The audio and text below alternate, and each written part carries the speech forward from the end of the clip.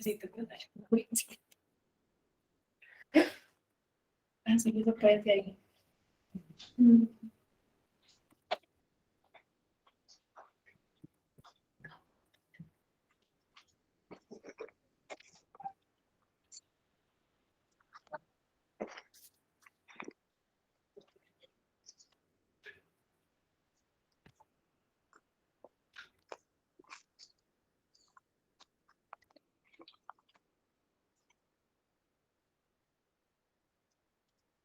Entonces, aquí, exacto. Ahí, las dos, vale, ajá.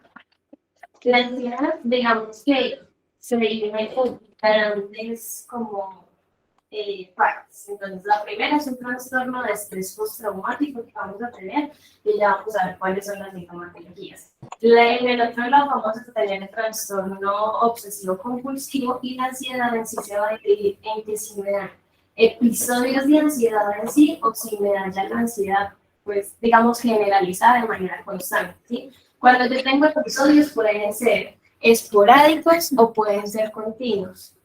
Es que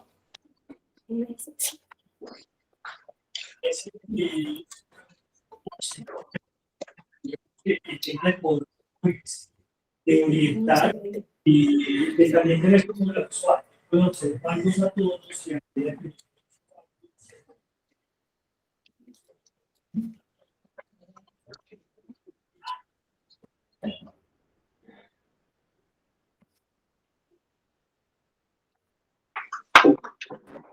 Por favor, tenemos dificultades de audio, son tan amables.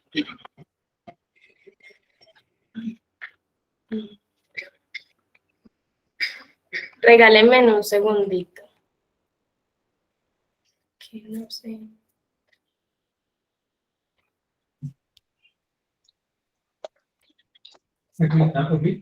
Sí, señor.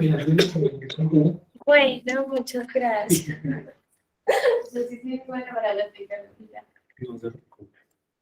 Es que necesito mirar ahí para poder ver cómo te están en las caras. Entonces aquí nos quedó, esto fue que nos quedó. ¿Cuál es la? Ahí está abierta la última presentación, ¿cierto? Que quedó aquí abierta, entonces quitemos acá el compartir. Pero nos toca compartir siempre. Sí, ya le vamos a compartir.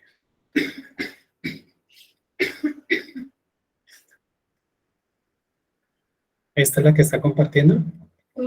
Esa está desde Drive, pero como tenemos otro Drive, entonces puede ser desde el forma.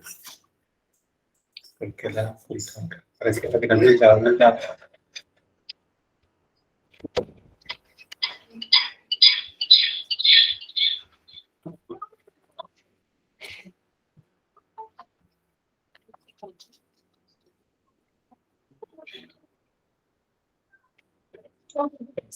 Pero cuando la manda no la deja. Es que por estar en acá,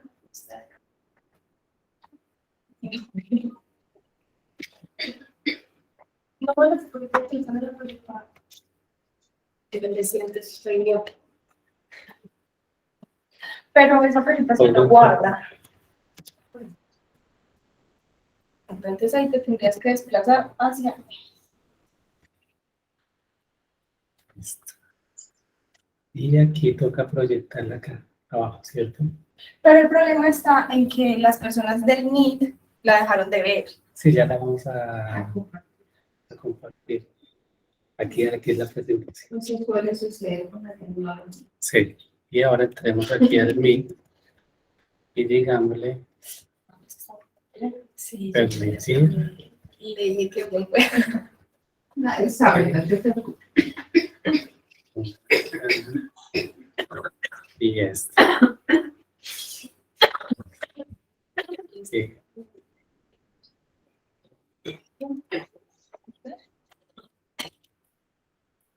Y esto se supone que es la que se está presentando. Ya lo están viendo. Solo nos falta que los. Sí, se lo decía, pero Sí, pero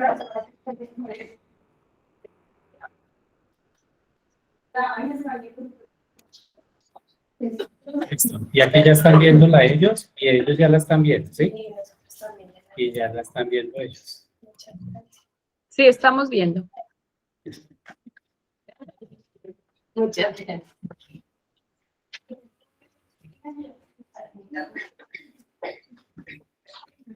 Buenas noches. Buenas noches.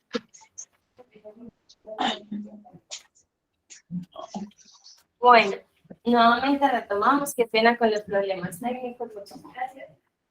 Entonces les estaba contando, la ansiedad se va a dividir en trastorno de estrés postraumático, en trastorno obsesivo compulsivo, se va a dividir luego en continua o episódica. En la continua vamos a tener los trastornos de ansiedad generalizados y en la episódica vamos a tener episodios espontáneos o que pasan por alguna situación en particular. En las situaciones tenemos a las fobias, que ya vamos a ver que se clasifican en fobias sociales, específicas, simple, agorafobias. Y las espontáneas es el trastorno de pánico como tal que muchas veces hemos llegado a escuchar, ¿sí? Acá les muestro una imagen igual para que ustedes tengan en cuenta, siempre ansiedad se clasifica continuo, episódico y pues ahí ya desencadenan las espontáneas, situacionales o las continuas. Digamos que en estos tres, en el trastorno de ansiedad va a estar pues como más grande y lo que vamos a ver ahora, el trastorno de ansiedad por separación, el trastorno viene pues de las fobias sociales, digamos que el trastorno de pánico y también el episodio de pánico que es distinto. En el trastorno obsesivo compulsivo pues va a estar el TOC, y es eso. Y en el trastorno de relaciones de estrés pues postraumático va a estar el estrés postraumático en sí y el trastorno de estrés agudo, que son los que vamos a ver en esta presentación. Entonces, empezamos con el estrés de ansiedad generalizada. Digamos que es una ansiedad y preocupación continua, lo que tú decías ahora es muy cierto, que cuando yo pienso en el futuro siempre voy a generar una ansiedad, porque de manera pues permanente están como los episodios o los pensamientos de que ¿qué va a pasar? ¿Será que voy a ser capaz? ¿Será que mi futuro es cierto? ¿Es incierto? Entonces son muchas cosas que en ocasiones se nos sale de control y esta hiperproductividad de los pensamientos que tenemos, pues va a hacerme llevar a mí finalmente a un trastorno de ansiedad, ¿sí? Importante, en el trastorno de ansiedad se da a partir de 6 meses de yo sentir ese pensamiento de manera continua de la preocupación, ¿sí? Si yo tengo menos de 6 meses, pues finalmente no será un trastorno como tal, es una patología. Y algo que tenemos que tener pues, en cuenta es que se asocian 3 o más de los siguientes síntomas. Entonces, uno de ellos va a ser la inquietud o sensación de estar atrapado por los nervios de punta, la facilidad para fatigarme o agitarme, la irritabilidad, la dificultad de concentrarme y que la mente quede en blanco, las tensiones musculares o problemas del sueño. Yo con 3 de estos ya podría clasificar que tengo un trastorno de ansiedad, pero recuerden, debe ser un periodo mayor a 6 meses y en estos 6 meses, pues esta ansiedad se va a dar de manera continua, ¿sí? Acá es importante que ustedes sepan que el trastorno de ansiedad es un tipo de ansiedad que yo voy a empezar a sentir, pero no a manera, digamos, de una crisis de pánico, que van a ser mucho más exacerbados los síntomas de taquicardia continua, de dificultad para respirar, de dolores de cabeza, sino que va a ser una ansiedad más controlada de manera continua que se va a presentar. Es importante que tengamos en cuenta que la ansiedad generalizada va hasta un 3 o un 5% de todos los trastornos pues, psiquiátricos que tenemos nosotros. Y pues digamos que con diagnósticos diferenciales, igual ya los vamos a ver, pero pues tenemos ahí el trastorno obsesivo compulsivo, el estrés postraumático, los trastornos depresivos. Recuerden que cuando yo les hablaba ahora que una de las características de la ansiedad es que siempre se concomita con una enfermedad mental como la depresión o la bipolaridad o la esquizofrenia, entonces pues va a ser en una prevalencia alta. Entonces, este era el trastorno pues, de ansiedad generalizado. En la crisis de angustia, o también llamada episodio de pánico, son episodios aislados y bruscos. No se sabe de dónde se desencadena. Digamos que en el trastorno de ansiedad generalizado sí sabíamos que eran múltiples preocupaciones a nivel de varias esferas, a nivel laboral, académico, económico, familiar, pero realmente estas crisis de angustia o crisis de pánico pues va a ser de un momento para otro con un episodio aislado. Normalmente duran de 10 a 15 minutos, pero pues en ocasiones se podrían alargar hasta 30 minutos. Es importante que estas crisis se dan en el 6% alrededor de la población y pues se presentan sobre todo en edades adultas, bueno, adulto joven a los 25 años de edad. Entonces, no logran identificar y por eso muchas veces en consulta preguntamos si ellos logran ver el desencadenante que les produjo la crisis de pánico, pero pues muchas veces no se logra ver como en una ansiedad generalizada, ¿sí? Acá importante que tiene que tener 4 de los siguientes síntomas. Entonces, si ven, no es irritabilidad, ni desconcentración, ni nada de esto, sino que son síntomas más a nivel físico, donde vamos a tener taquicardia, sudoración, temblor, sensación de ahogamiento, sensación de atascarse, opresión torácica, náuseas, mareos, miedos, pues miedo a morir de manera constante, parestesias que son como los mismos calambres, por decirlo así, y escalofrío o sofocación. Entonces, si ven, acá son más síntomas físicos que me pueden llevar a experimentar una crisis de pánico. Acá les pongo los porcentajes en los que más se presenta. Entonces, digamos que una crisis de pánico podría presentarse sobre todo con palpitación y dificultad para respirar. Y en lo que menos se presenta es en un dolor de cabeza o en una sequedad de la boca, pero pues igual es importante tener todos los síntomas presentes, pero es para que logren identificarlo. Ya cuando yo tengo un trastorno de angustia, un trastorno de pánico, eso ya es un diagnóstico, ¿sí? No es un episodio como la crisis que me dio, sino que es un trastorno y este me debe durar al menos un periodo de un mes. Es importante. Porque son esos pensamientos persistentes y preocupantes y acá se combina mucho con que no sé de dónde sale la crisis, pero en ocasiones sí sé de dónde se desencadena, entonces es importante. Suele aumentar a no tener episodios, sino digamos que a tener como tranquila, buenas noches. En el mayor de los tiempos, pues suelo tener o presentar esa ansiedad. La prevalencia acá es alrededor hasta de un 5% y como veíamos al inicio, pues suele ser más frecuente en las mujeres. ¿Listo? En cuanto a la etiología, entonces ustedes dirán, ¿de dónde sale o de dónde se produce una crisis de ansiedad? Hay varios factores y uno de ellos es la agregación genética, que es eso que puedan ser heredables y sobre todo de primera línea, o sea, del papá o la mamá. Seguramente si yo tengo un hijo, entonces ese hijo podrá llegar a tener un trastorno de ansiedad si fue el diagnóstico pues, que a mí me dieron o que yo tengo. Hay algo súper importante y es a nivel de los neurotransmisores, ¿sí? Hay dos que juegan un papel.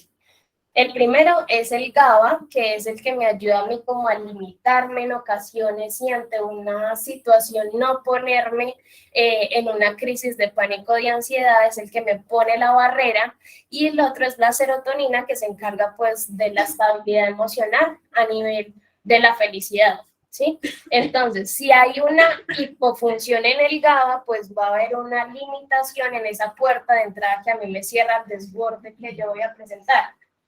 Es decir, como el GABA está disminuido, pues la gente o las personas que tienen el trastorno va a ser mucho más fácil que desencadenen las palpitaciones, la sudoración, pues el disconfort consigo mismo. Y como está la desregulación de la serotonina, también podemos asociarlo mucho a pues episodios depresivos, episodios desoladores, de minusvalía, de no querer valer nada, pues por ese desorden de serotonina. Hay algo importante y es que cuando yo aumento la frecuencia de la respiración, pues se genera una hiperventilación, ¿sí? Que es como que yo empiezo a respirar muy mal. Cuando yo genero esa hiperventilación, pues se derivan varias cascadas a nivel pues, fisiológico y se activa la adrenérgica, que la adrenérgica es como la respuesta inmediata que yo voy a dar con lo mismo, ¿sí? Con las sensaciones físicas y los signos o sintomatologías que ya mencionamos, las palpitaciones, la sudoración, el disconfort y todo esto. Hay otra parte del cerebro que es importante y digamos que es el lóbulo frontal, ¿sí? Porque pues digamos que se encarga de la parte cognitiva. Recuerden que es lo que nos diferencia de los animales. Entonces, cuando yo tengo una conducta aprendida a que esto me puede generar ansiedad o a que esto me genera fobia, pues yo trataré a toda costa de evitarlo. Y eso pues lo va a hacer el lóbulo frontal. Acá esta primera parte que tenemos. Y la amígdala, pues que es claramente la parte como de la emocionalidad, pues va a sentir una anticipación frente a esa crisis de ansiedad que yo puedo presentar. Entonces, esta imagen se las traigo porque si yo tengo una preocupación constante de manera repetida de la crisis, voy a tener una ansiedad anticipatoria, ¿sí? Como decíamos, siempre pensando en el futuro. Si yo tengo un miedo de la consecuencia de la crisis, voy a tener pensamientos hipocondríacos de que posiblemente yo pueda quedar con esa sintomatología que vengo sintiendo posterior a, y pues eso no va a pasar. Y cambios en el comportamiento de la crisis son conductas de agorafobia o fobias que yo voy adquiriendo a lo largo de. Entonces, Señorita Capriza, sí, señora. lo que pasa es que él lo mismo, por ejemplo, como mi hijo sufre de epilepsia. Entonces, ¿son las mismas emociones o son distintas? No, son distintas, aunque digamos los receptores GABA también están implicados en la epilepsia, pero son completamente distintas. Porque en la epilepsia yo no, digamos que sí tengo auras, eso se llama así, que yo me doy cuenta cuando me va a dar un episodio, pero pues realmente no siento todo lo que sienten los pacientes con una crisis de ansiedad, es distinto. Entonces, digamos que en la agorafobia es la aparición de una ansiedad intensa frente a querer escapar de un lugar porque me siento en ocasiones como cohibido o con dificultades o situaciones embarazosas, con mucho gusto. Y acá vamos a tener en cuenta entonces que voy a tener una de las siguientes: miedo a montarme en un transporte público o a estar, pues digamos, con alguien del transporte público, miedo a estar fuera o solo en la calle, miedo a hacer la cola o estar con el tumulto de gente. Y esto normalmente siempre es cuando se está con otras personas que yo genero una agorafobia. Entonces, pues normalmente es 2 o las siguientes pues que acabamos de mencionar. Digamos que se genera hasta el 6% de los pacientes y como veíamos es más frecuente en mujeres que en hombres este tipo de... ¿De quién es este? Mío. ¿Y el de él? Bueno, Ay, es más ¿podría frecuente ahora apagar en los las micrófonos? Porfa, ¿podrían cerrar los micrófonos? Gracias. Acá estas personas normalmente tienden a tener una idea de que escapar podría ser difícil de todo el entorno, entonces pues por eso es que se sienten tan inseguros, ¿sí? Es como un tipo de pánico incapacitante que me va a menospreciar o a tender a tener ideas de minusvalía, por lo que yo voy a tratar de evitar tanto los espacios públicos, tanto estar fuera de casa, tanto hacer una cola para ir a pedir una autorización. Entonces, pues es importante tenerlo en cuenta. Este también es un episodio que me dura alrededor de 6 meses y claramente yo lo podría como confundir como diagnósticos diferenciales a un trastorno de ansiedad social o a una crisis de pánico o pues también a un trastorno de ansiedad generalizada, pero pues para que se lleven la agorafobia es esa separación difícil y avergonzante que yo siento frente a otro tipo de personas. Entonces yo intento no estar con más personas, pero es diferente de la fobia social y ya vamos a ver por qué. En las fobias específicas, entonces, lo mismo, un miedo intenso y desproporcional a algún objeto o alguna situación en específica. Entonces, a volar, a las alturas, a los animales, a administración de alguna inyección. Y en los niños no se ve como tanto factores evitativos, ¿sí? Digamos que ahí hay una araña, entonces yo intento salirme del salón porque me da fobia la araña, pero en el niño no es tanto una acción evitativa de irse, sino como un llanto o una rabieta o sensación de que siempre debe estar acompañado de un adulto, pues de manera constante, ¿cierto? Por lo que ellos no verbalizan mucho esto. Digamos que casi todo pues les va a producir ansiedad y sobre todo la situación específica, por lo que van a tener conductas de evitación constantemente, de no enfrentarse a ese objeto, de no estar en contacto con un payaso, de no ir a un centro de salud porque le da miedo las agujas. Entonces pues siempre van a ser conductas evitativas lo que me va a empezar a mostrar el paciente o el usuario. El miedo, como hemos dicho, de la ansiedad es siempre desproporcional al peligro que realmente me plantea, porque ustedes se ponen a ser conscientes y pues una araña no me va a hacer nada, ¿cierto?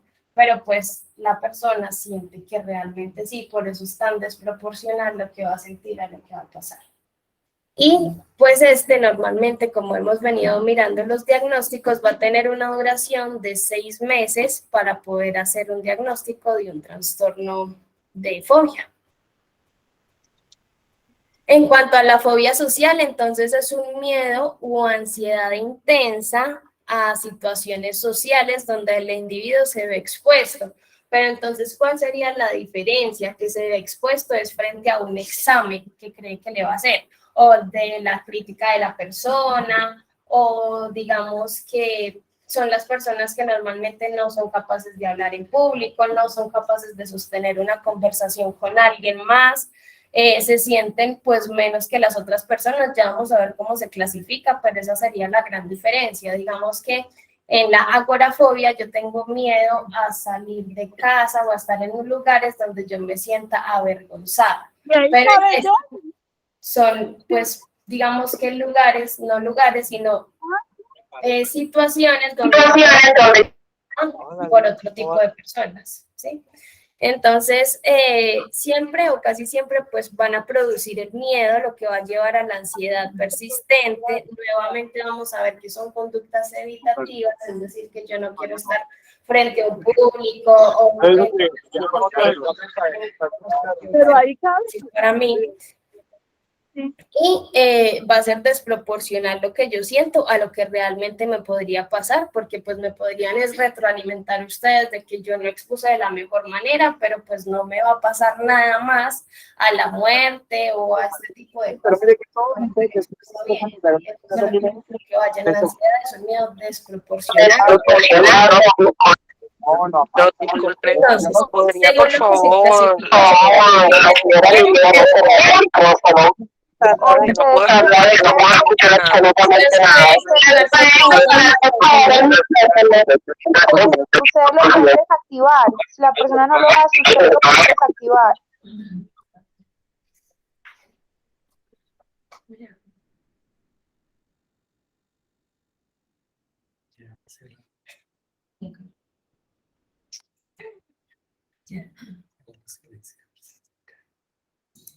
Ya no escuchamos. No, ya volvemos que Se pausaron un momentico para poder silenciar los micrófonos.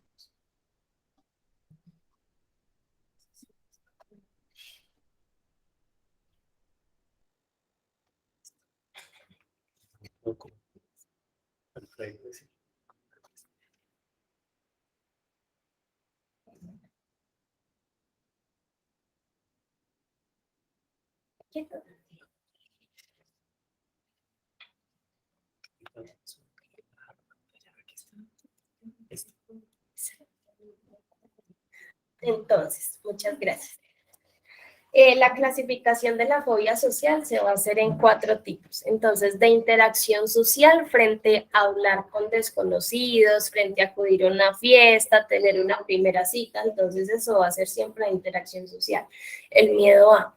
De ejecución, hablar o escribir en público, a tocar un instrumento y ser lo mismo evaluado frente a otro tipo de personas, generalizada que todas las situaciones sociales pues me pueden llegar a generar en algún momento ese tipo de fobia, y simple que solo en determinada situación esto me va a provocar los diferentes síntomas. Entonces, las cifras, como veíamos ahora en el trastorno de ansiedad grande, pues que estaba en un 17%, acá estaría hasta en un 20% en la clasificación de las fobias sociales. Entonces, como vemos, es súper alto y pues mucho más de pronto de lo que nosotros nos podríamos imaginar frente a. Dentro del diagnóstico diferencial o los diagnósticos que yo puedo tener, pues obviamente es una timidez normal, es una agorafobia, y esto es lo que más se confunde porque pues igual son muy parecidas frente a otros, digamos, tipos de roles sociales, a los trastornos de pánico, a la ansiedad generalizada, a todo esto como para tener en cuenta. Entonces, vamos a hablar ahora del trastorno de estrés postraumático, súper importante, que es un trastorno donde afronta de forma directa o indirecta sobre un acontecimiento demasiado traumático que pudo haber experimentado alguna persona en una situación en específico. Entonces, acá, ¿qué tenemos? Los accidentes de tránsito, los desastres naturales, las violaciones, las agresiones, y son, digamos que, estreses, por decirlo así, que se generan frente a alguna situación en específico. Entonces, hay algo que se llama un trastorno de estrés agudo, ¿sí? El trastorno de estrés agudo va a aparecer durante las primeras 4 semanas de yo haber tenido este estrés, y al mes debe resolverse. Si no se resuelve un trastorno de estrés agudo, al mes pasaría a ser un trastorno de estrés postraumático que durará los próximos 6 meses, ¿sí? Yo tengo que tener en un trastorno de estrés postraumático, aparte de ser pues una situación extremadamente traumática para la persona, la clínica. Entonces, ¿qué debe aparecer?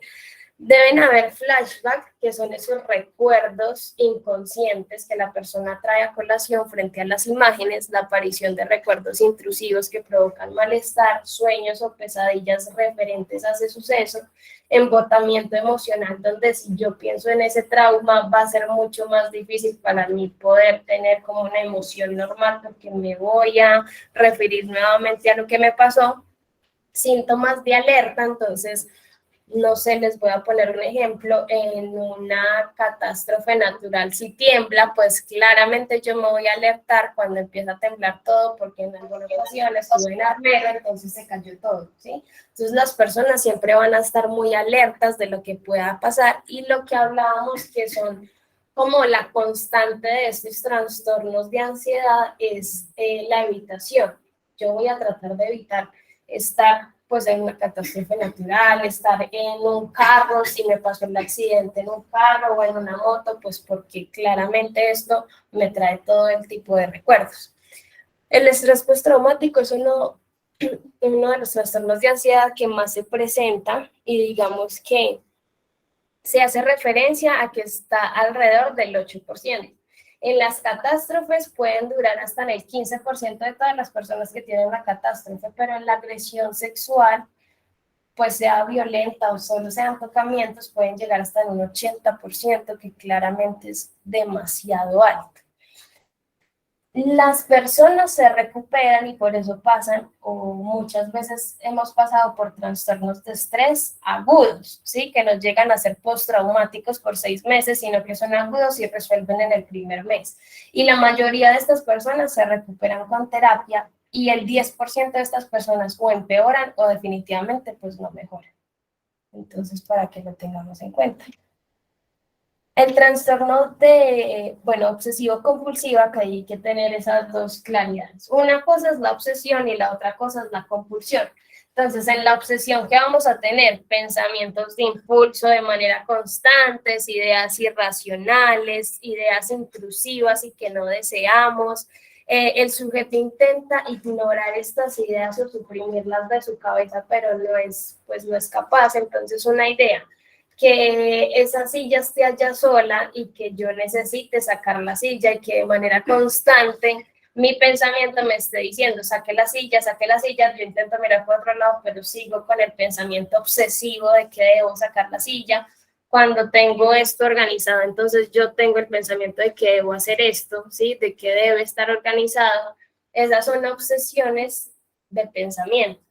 ¿Qué voy a hacer yo con esa obsesión? Pues finalmente una compulsión. Yo voy a sacar la silla, yo voy a arreglar este pedazo, porque necesito, pues, digamos que esa obsesión de manera constante necesito arreglarla con una compulsión. Entonces, a eso se debe un trastorno, pues, obsesivo compulsivo. Yo voy a tener luego actos o comportamientos de manera repetitivas para tratar de disminuir esa ansiedad o ese malestar que me da la obsesión. Claramente, digamos que acá tenemos algo importante y es que cuando yo genero un trastorno obsesivo compulsivo puedo llegar a generar rituales, así se llaman, por el tiempo que yo debo invertir en el día, pues haciendo una función. Entonces, si no tiendo la cama de esta manera, si no me baño de esta manera, si no uso el shampoo, el jabón, el desodorante de esta manera, pues no podré seguir como mi vida porque de manera constante tendré esa idea obsesiva, ¿sí? La compulsión me va a llevar a ocupar mucho más tiempo pues en lo que debo hacer específicamente. Entonces, acá se podría, digamos que especificar si tiene introspección buena o aceptable, si tiene poca introspección o ausencia de introspección. Es decir, que la persona sea consciente de que las creencias son ciertas, de que las creencias son probablemente ciertas o que realmente no crea que son ciertas. Sí, porque muchas personas creen que pues se debe hacer así o se debe hacer así y pues no se dan la posibilidad de abrirse por el trastorno que han llegado a generar. Esto se puede diferenciar, digamos que también, o confundir en algunas ocasiones con un trastorno de ansiedad generalizada, una crisis o una crisis de angustia o un trastorno de pánico, pues para que tengamos en cuenta. Acá van a haber varias obsesiones. Entonces, una de las obsesiones que se encuentra es la obsesión de limpieza, ¿cierto? Que hacia el lugar esté limpio, yo no lo veo limpio, entonces yo veo allá que hay un sucio y yo sí o sí tengo que empezar a limpiar ese lugar. Donde yo me siento, sí o sí tengo que empezar a limpiar ese lugar porque la obsesión es tanta con la limpieza que finalmente la compulsión va a ser siempre limpiar. Otra de las cosas que tenemos son los comprobadores compulsivos. Entonces, igual yo creo que a todos nos ha pasado, ¿cierto?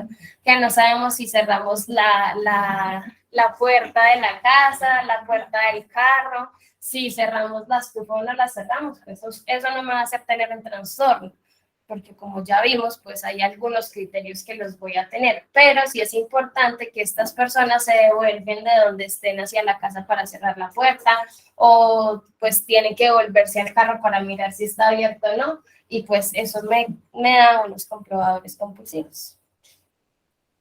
La otra cosa que tenemos es el orden y la simetría. Claramente todo debe ir del color que es, de la forma que es, del tamaño que es, porque si no, pues me va a causar lo que decíamos, obsesiones, que son esos pensamientos tan intrusivos, y pues finalmente no podré seguir por esa disconfort o ansiedad que me empieza a generar. Una preguntita, por favor.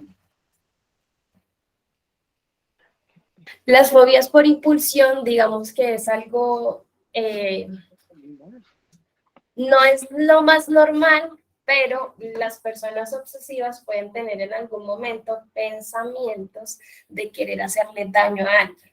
Daño como tirar de una piscina, quererlo tirar ante un carro, querer pasarse el semáforo en rojo para que les pase algo, ¿sí? Como ese tipo de cosas que me llevan a una impulsión, pero no les da miedo el hecho de hacerlo, les da miedo el hecho de empezar a pensar en ese tipo de cosas, ¿cierto? Eso es lo que les causa a ellos como esa fobia de impulsión, de esos pensamientos que tienen. Digamos que el trastorno obsesivo compulsivo se puede ver muchas veces manifestada por otro tipo de trastornos como el trastorno de la personalidad, el trastorno de la conducta alimenticia, el trastorno somatomorfo, que ya vamos a ver un poquitico qué es esto, pero pues para que tengan en cuenta, siempre o casi siempre está relacionado y concomitante con otro tipo de trastornos, el obsesivo compulsivo. Acá les había Amable. puesto como unos criterios diagnósticos, pero pues igual creo que quedó claro, igual si no. Es tan amable. Una preguntita. Sí, señor. ¿El consumo de marihuana se puede convertir en un trastorno obsesivo compulsivo? Digamos que no es que se convierta en un trastorno obsesivo compulsivo, sino que se puede tener una concomitancia de un trastorno obsesivo compulsivo. Entonces, yo tengo el trastorno de consumo de sustancias y tengo el trastorno obsesivo compulsivo, que normalmente cuando yo tengo dos tipos de diagnósticos así se llaman patologías duales. Sí, muchas gracias. Bueno, señor, ¿sí escucharon? ¿Sí? Sí. Listo. Y acá como una imagen para que ustedes más o menos, igual obviamente no es para que diagnostiquemos a todo el mundo ahora de un trastorno obsesivo compulsivo, ¿cierto? Pero pues sí para que tengan en cuenta, digamos que una persona que se lave las manos de manera constante no vale la pandemia, pues porque eso no es necesario. Que no pise las rayas en un supermercado o en algún lugar, que tenga que tener todo estrictamente como es, que se devuelva como los comprobadores compulsivos que siempre deben devolverse, pues eso me haría pensar que posiblemente pueda llegar a tener un trastorno, ¿sí? Y ya para terminar, en cuanto, digamos, a los trastornos de ansiedad, tenemos otro que es el trastorno dismórfico corporal. Este trastorno, pues digamos que es una preocupación de un defecto o una imperfección en aspectos físicos que la persona puede observar. Entonces, la persona puede llegar a observar esto, pero jamás las otras personas podrían llegar a observar eso. Un ejemplo, que tenga un grano en la cara y que finalmente ella se vea toda barrosa y pues solo le estoy viendo un grano y eso que yo ni siquiera se lo alcanzo a notar. Entonces son trastornos donde mi mente empieza a disociar frente a cómo me estoy viendo yo ante un espejo o ante cualquier pues tipo de situación. Digamos que el sujeto va a realizar conductas compulsivas de manera constante de mirarse un espejo, de acercarse y pues de manera excesiva y pues repetir todo este tipo de conductas a nivel mental para sí mismo pues creerse lo que realmente no está viendo. Con los diagnósticos diferenciales, el más importante para el diagnóstico de somatomórfico, pues es el trastorno de conducta alimenticia, sea bulimia, anorexia, trancones de comida y pues todos los otros que hay por esta dismorfia que podemos hacer frente a un espejo, ¿sí? Acá importante, las causas orgánicas de ansiedad. ¿Qué es orgánico? Es que no sea mental, sino a nivel del cuerpo, que pueda desencadenarme una crisis o un trastorno de ansiedad. Entonces, importante, el trastorno o el consumo de sustancias psicoactivas podrían desencadenarme una crisis de pánico, una crisis de ansiedad, pero no quiere decir que yo tenga en sí un trastorno de ansiedad si no tengo los criterios diagnósticos, si no tengo el tiempo establecido, ¿sí? Pero simplemente el hecho de la abstinencia por algunos días, el hecho, pues, de evitar ese tipo de consumo me va a generar en la ansiedad no tener un consumo. Eso me puede pasar. Digamos que ya a nivel cardíaco son arritmias, crisis hipertensivas, anginas del pecho, ¿cierto? Que yo pueda estar confundiendo porque me estoy hiperventilando, porque me está dando un infarto y pues no es una crisis de ansiedad, sino que es algo más de causa orgánica. Y el hipotiroidismo, la hipoglicemia o la hiperglicemia, la epilepsia, ¿cierto? Por eso les decía, son causas orgánicas que claramente yo voy a tener lo que tú preguntabas ahora, auras, es decir, una visión borrosa, voy a tener palpitaciones, pero pues va a ser aislado, porque una es una causa orgánica y pues el otro es un trastorno mental. No sé si hasta acá tienen preguntas como de la definición. Algo que no les haya quedado claro. ¿Todo claro? ¿O muy enredado? No, sí, claro. Una pregunta, doctora, Sí, señor. esta grabación, ¿dónde la puede encontrar uno luego? En YouTube. Nosotros les mandamos el link para que ustedes se metan. Muchas gracias. Bueno, señora. Entonces, en cuanto al tratamiento y lo más importante, pues nosotros nos encargamos del tratamiento farmacológico claramente en algún momento, porque como nosotros vimos, en ocasiones, como el GABA, que es el que me pone esa limitación de no desencadenarme un montón de cosas, y la serotonina también que está baja, entonces por eso nosotros tenemos que poner estabilizadores del ánimo o antidepresivos, o en muchos casos para las crisis benzodiazepinas. Pero lo más importante y lo que yo quiero que ustedes se lleven el día de hoy son como las técnicas y terapias que debe tener una persona con una crisis de ansiedad, ¿sí? Entonces, digamos que a nivel de técnica de relajación muscular o de respiración, pues es súper importante que cuando una persona tiene una crisis de ansiedad, jamás tratemos de confrontarla con qué le pasa, qué le está pasando, por qué está haciendo esto, porque la persona puede estar hiperventilándose, puede estar doblándose, ¿cierto? Porque la tensión muscular yo puedo llegar a doblarme, sino que tienen que tratar de hacerle acompañamiento. Cuando una persona tenga mucha ansiedad por consumo de sustancias psicoactivas, ponen hielos en la mano, esperan a que se derrita, que salga a correr, que salga a trotar, que exprese, hacerse hablando o de forma que pueda escribir como lo que está sintiendo para que la persona trate de liberar toda esta información que está pasando. Otra de las cosas es pues relajación muscular. Hay una Qué pena, yo quería hacerle una pregunta, pues como estamos hablando de trastornos y de ansiedad, yo quería preguntarle qué diferencia o qué es un trastorno y qué es una enfermedad mental, ¿en qué se diferencian? Normalmente digamos que los trastornos hacen parte de la enfermedad mental. Entonces, cuando yo tengo un trastorno es porque es una enfermedad mental diagnosticada, trastorno de ansiedad, trastorno esquizotípico, trastorno afectivo bipolar, eso me clasifica ya como una enfermedad mental. Digamos que ahora veíamos una crisis de pánico o un ataque de pánico. Eso simplemente, como su nombre lo dice, es crisis, ¿sí? No es ningún trastorno y no me va a pertenecer a un tipo de ninguna enfermedad mental. Pero normalmente cuando yo hablo de un trastorno, hablo de una enfermedad mental. Entonces no se diferencian, sino que saldrían siendo, o sea, se complementan entre sí, el trastorno y la enfermedad mental. Sí, No son señora. diferentes, sino que saldrían siendo casi una sola cosa. Ajá, una patología mental. Ah, ok, muchas gracias. Entonces, lo que les estaba explicando, una de las cosas que podemos hacer es una relajación. Digamos que la relajación se llama una relajación de Jackson Cobb, y es que yo cojo cada una de las extremidades del cuerpo y empiezo a hacer tensión muscular duro durante 5 segundos y después de los 5 segundos distensión, ¿sí?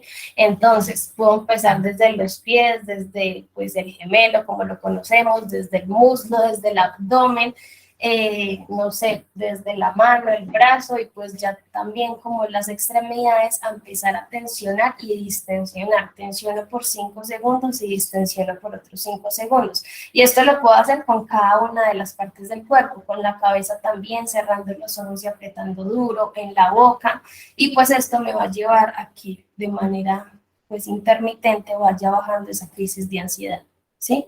Es una de las cosas que podemos hacer. Otra de las cosas que podemos hacer pues son las meditaciones, claramente, escuchar algo, tratar de tomar aire por la nariz, pues no es que vayan a hacer respiraciones holotrópicas como las que le hacen acá a los pacientes, sino que tratan de tomar aire por la nariz, lo mantienen 5 segundos y nuevamente lo botan, porque como estas personas están hiperventilándose, entonces ya se empiezan a respirar así. Yo tengo que decirle, cálmate y respira, toma aire por la nariz 5 segundos, espero y trato de llenar el diafragma. Porque estoy tratando de llenar el diafragma, bueno, el abdomen, porque hasta ahí es donde se encuentran unas fibras y estas fibras van a hacer que se baje la tensión o la ansiedad que se está generando en el momento. Entonces 5 segundos puedo decirle que tome aire, que lo sostenga y finalmente que lo bote unas 5 o unas 10 veces. Esto va a llevar también a que la persona trate de disociar todo este mundo de pensamientos que tiene en el momento y pues pueda bajar como esa crisis de ansiedad que está teniendo. En la ansiedad hay algo importante y son como todas estas ideas irracionales, ¿sí? Lo que nosotros hablábamos ahora. son irracionales frente a que puede llegar a que un perro no me va, bueno, un perro sí, una araña no me va a matar, por decirlo así, ¿cierto? Entonces, necesito que cuando tengan un pensamiento irracional, evalúen el pensamiento. Entonces, uno como evalúa el pensamiento, trae el pensamiento a colación y empieza. Este es el pensamiento que yo estoy teniendo. Tal. Finalmente, yo tengo que evaluar esa veracidad del pensamiento. Si eso es verdad, puede llegar a pasar o no, ¿sí? Y finalmente, yo replanteo ese pensamiento. Entonces, les voy a poner un ejemplo. Cuando el hijo de ustedes sale un fin de semana, un sábado por la noche, ustedes dicen, pues, pucha, este muchacho lo van a robar, lo van a chuzar, le va a pasar esto. No, es que ir a ese lugar que se va a ir, Dios mío, santísimo, ya está generando ahí un pensamiento irracional, porque al niño no le pasó nada. Entonces, ahí es donde yo debo reevaluar ese pensamiento. Y mirar la veracidad del pensamiento, ¿cierto? El lugar donde se va a ir está acompañado, el lugar donde se va a ir realmente es peligroso. Yo creería que si ustedes saben que es peligroso, pues no me dejan ir, ¿cierto? Pero miren que de manera Eso inconsciente le pregunto. empieza a maquinarles de esa manera para que ustedes pues generen no un trastorno de ansiedad, pero sí unos pensamientos irracionales que a largo plazo me pueden llegar a presentar en una crisis de pánico. Permiso, le pregunto. Señor.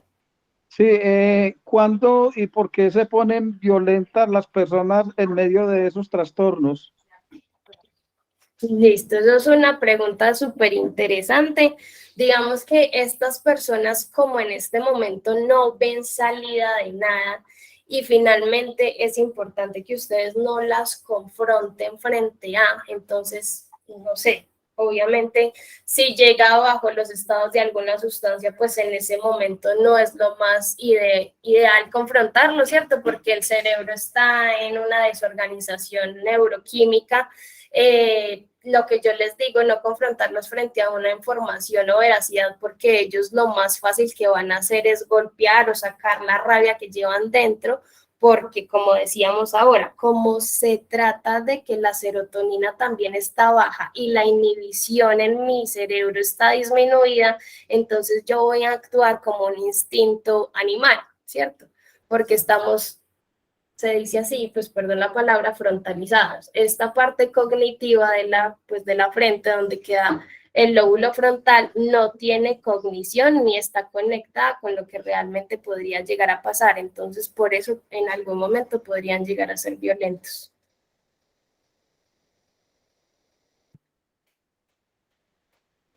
Muchísimas gracias. Y lo que les estaba explicando frente a, entonces, mirar si ese pensamiento, si es veraz, si es real, si realmente está, no sé, pues sintiendo, si realmente está en un lugar de riesgo, si no, y replantear, pues mi hijo está seguro, yo le dije que llegara hasta ahora, yo voy a ir por él hasta ahora, debo estar tranquilo por esto, entonces como tratar también de reevaluar esos pensamientos. Y otra cosa súper importante es como esas conductas, como vieron en todos los trastornos, hay conductas evitativas, ¿cierto? Entonces, frente a la fobia, frente al trastorno, bueno, de la fobia social, pues yo evito estar frente a público. Yo evito, pues, la agorafobia, estar frente a hacer, interactuar con otras personas, hacer una fila y todas estas cosas. Frente a una fobia simple o específica, pues yo evito estar con el perro, evito estar con el payaso y todas estas cosas, ¿cierto? Como esas son conductas evitativas, yo para finalmente, digamos que crear una técnica, tengo que ir deshabituando todo lo que yo empecé a aprender. Normalmente esas fobias se cogen o pues digamos que se toman desde la infancia, cuando me mordió el perro, cuando me caí del caballo, ¿sí? Y pues debo empezar a enfrentarme a ellas. Entonces, si me da miedo la araña, pues sí me puedo empezar a quedar en el mismo espacio que está la araña, no salir corriendo y evitando estar con lo que me genera, si es la situación o si es en sí como el objeto en específico. Tengo que empezar, y pues igual eso también se trabaja acá a nivel terapéutico, pero tengo que empezar a enfrentar y a dejar esa acción evitativa para pues finalmente yo no seguir sintiendo esa fobia por las cosas, ¿sí?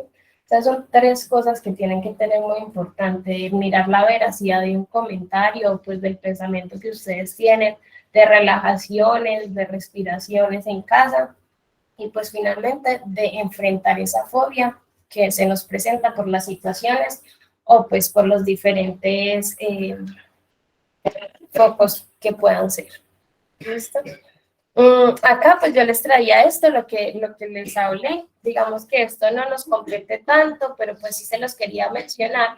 Cuando hay crisis de ansiedad, uno suele dar una benzodiazepina que trata de tocar los receptores GABAérgicos y por ende poner limitaciones y bajar como la palpitación que tiene el paciente, la sudoración, pues como todos estos síntomas físicos que podría llegar a tener. Pero esto se suele usar en un tiempo de ventana corto y solo en las crisis, pues por los resultados adversos que podría generar. Lo que sí se suele usar son los antidepresivos o también llamados ansiolíticos, que como les decía, pues tratan de regular la serotonina y de mantenerme pues como tranquila. Entonces, lo que ustedes conocen como escitalopram, sertralina, duloxetina, venlafaxina, todos estos pues son ansiolíticos y también antidepresivos que me van a regular pues la serotonina, para que tengan en cuenta. Acá al final quería traerles a colación como unas recomendaciones de varias películas para que realmente las vean. Amélie es una película francesa donde muestran a una chica con un trastorno de ansiedad generalizada y cómo ella debe pues pasar su vida completa con ese trastorno. Otro es el King's Speech, que es el discurso del rey, donde es una persona que es tartamuda y que realmente tiene un trastorno fóbico frente a una fobia social, pues porque tiene que estar hablando todo el tiempo en público, más a su tartamudez que no le ayuda, pero pues finalmente lo supera por esa exposición constante que hace, que les decía, que no tiene como esas conductas evitativas. Por otro lado, tenemos acá Mejor Imposible y El Aviador, que son películas que me muestran trastornos obsesivos compulsivos que realmente pues cómo pasan la vida y finalmente también cómo se enfrentan al trastorno y asimismo cómo lo superan. Y La Isla Siniestra, que es una película donde se muestra a una persona con un trastorno de estrés postraumático. Son muy interesantes, los invito a que se las vean. Y ya, no sé si ustedes tengan alguna pregunta, alguna duda. Si algo no les quedó claro, les pido disculpas por esos problemas técnicos. Menos mal, usted nos va a salvar. Muchísimas gracias. Muchas gracias, muy interesante toda la charla. Muchas gracias. Muchas gracias, muy amables. Muchas gracias, feliz noche. Muchísimas gracias. Muchísimas gracias. Muy interesante.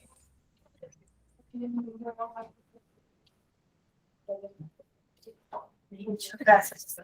Bueno, hasta mañana, que estén muy bien. Muchas gracias, feliz noche.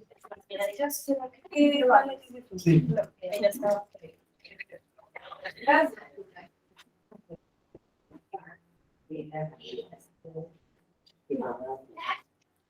Hasta luego, Entonces, que estén muy bien. Ay, muchas gracias. Que estén muy bien. Muchas gracias. Con mucho gusto. Bueno, hasta luego. Muchas gracias. Muy amable. Hasta luego, con mucho gusto.